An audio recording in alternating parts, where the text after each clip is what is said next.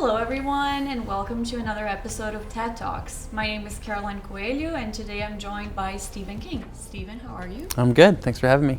Of course. Today we'll be talking about smart devices. So Stephen, let's just start really simple. Can you talk a little bit about what smart devices are? So we talk about Internet of Things or smart devices. Internet of Things really references kind of the larger encompassing thing of how we could use connected devices anywhere for any type of business. But typically we talk about smart devices, we're talking about consumer level devices and devices that have basically have a chip or have the ability for people to interact with them. They're typically connected to the internet and something that we can engage with. So if we think about examples, we have smart locks, we have smart cameras and Ring doorbells, we have smart glasses, we have smart outlets, we have smartphones, smart watches, smart everything. It seems like everything right now today is smart. And so the question is it really smart or is it just a device? Interesting, thank you for that. Well, smart devices have undergone significant development all the way from vacuum cleaners to now Google Home products. And so in your opinion, what have been the most significant advances and improvements in the smart device field? Well, one of the key things we look for in a consumer product is ease of use. Can you cut down the friction of getting connected to that? So when these devices first came out, you had to be pretty technical to get them done and to kind of engage them and interact and connect them to other systems in your internet. But today, companies have made that so much easier. And that really makes it for a faster adoption rate. So one of the things that Ring does is their app to like add a new camera and add a new device is just easy. It walks you through a step-by-step tutorial and they've made that easy. So I think one of the big reasons we've seen greater adoption is ease of use and cutting down on the friction. So that's pretty exciting to see. The more of that we see, the more people are going to be using them and you're going to see lots and lots more unique devices out there. Interesting. So I understand that a lot of these devices are interconnected. So could you talk a little bit more about how they are interconnected and where machine learning and artificial intelligence come into play? Yeah. So we have lots of devices, and in my home I have door sensors, we have cameras, we have water sensors in case there's a flood in the basement, like those types of things. And so all of those things are just connected to the internet, and if information happens or things happen, that kicks off an event, and that event sends data, right? And that data is stored. We can do a lot of things with that data. If we think about connecting all these things together, then we can get a lot of insights about someone or a family and their usage. So there's value to that. Obviously there's concerns and privacy things we want to think about, but if we think about having lots of different devices connected to lots of different people and we bring that stuff together, we can use AI or specifically machine learning to learn and understand people's habits and help them to make better decisions or to provide products that are fit for the types of activities that they do that we've learned about their history.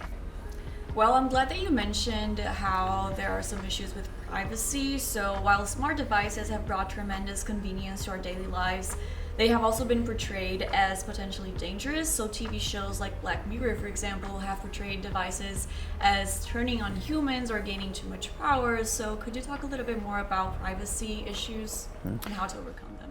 Well, first of all, I do love the show Black Mirror. I think they do a great job at fictionalizing some of the fears and concerns that we must have with technology. And so I think those episodes really are helpful for people to see a dystopian view of that technology in most cases, but it helps them to see that. And so that's an important thing for us to comprehend the implications. The real implications of smart devices. I think one of the things we always look at when we're looking at technology is we balance perceived risk and perceived benefit or value. Okay, so if I'm a consumer and I'm using a device and I see great value in this, it makes my house safer, it makes things easier, my life is easier because of it, and the risk of someone actually like using that data against me in any way that's actually gonna hurt me, either financially or physically, is pretty low, then they're gonna just go with it, right? But as we see those things change, if that risk increases, and it's not just risk, it's perceived risk. It's like, what do you think could happen, right? If that perceived risk increases and is greater than the benefit, then you're not gonna see adoption, right? You're not gonna see that. Well, the consumer is fickle, right? And they will kind of, those two things will come in balance and change at different times. And so companies know this and they need to work through it. So one of the things is they need to be, actively communicating what are the most important things they need to think about with this to their consumers. What are the concerns and privacies? How are these companies protecting someone's privacy so that that perceived risk goes down and actual risk also goes down, right? And so as we think about these new devices, companies have to be transparent. They have to explain that they are taking things seriously with technology and actually do it. And consumers will trust that initially, and as long as there's not too many breaches and too many of those things, then they'll continue to stay with it because the benefit's so high. So what I think we see in most cases is people love the feature that it adds and the way it helps their lives, that they're not as worried about the potential for problems that could come in the future. Another issue that is really discussed when it comes to smart devices is sustainability. So what can you tell us a little bit more about how to balance the benefits of new technologies with concerns with sustainability and environmental impact when developing these devices? Well, there's phrases that, you measure what you care about, right? And if we really care about the environment, we want to do a better job at being more energy efficient. Well, if we start tracking all of the data, all of the different usage that we have, then we're going to be more likely to make better decisions about that. So we can have smart electrical boxes that could actually say that each circuit on our electrical grid at home can tell us exactly how we're consuming and using it. So that information could help consumers make better decisions so that they could become more energy efficient and ultimately environmentally sustainable. And so switching topics a little bit to talk about personalization. So that is currently a popular trend in advertising and social media, among other industries. So how do smart devices provide personalized recommendations and services to its users to enhance the user experience? So if we have a way of connecting to the internet, displaying information, and then understanding who is there, then we can give very contextualized and personalized information. Okay, so you can do that through advertising, either on, we can see this on a bus stop, right? And so a sign on a bus stop, if I can see who that person is, either because of Bluetooth or whatever connectivity we have, then I could give them the exact ad that they want, okay? But I could also do that in your home. Because you have smart devices like Alexa or whatever your favorite personal assistant is, we know what the things that you're shopping for, we know those types of things, and so using AI, we can make some inference of what your next step is. And so as we see those, we can get personalized ads that tailor to us and our activities. And ultimately, consumers do like this. We may talk about and we may see that consumers say that they're fearful of this and they don't like it, they feel like their phone might be listening to them or whatever. But actually, to get an ad that's valuable versus an ad that's not, actually makes for a better media consumption experience.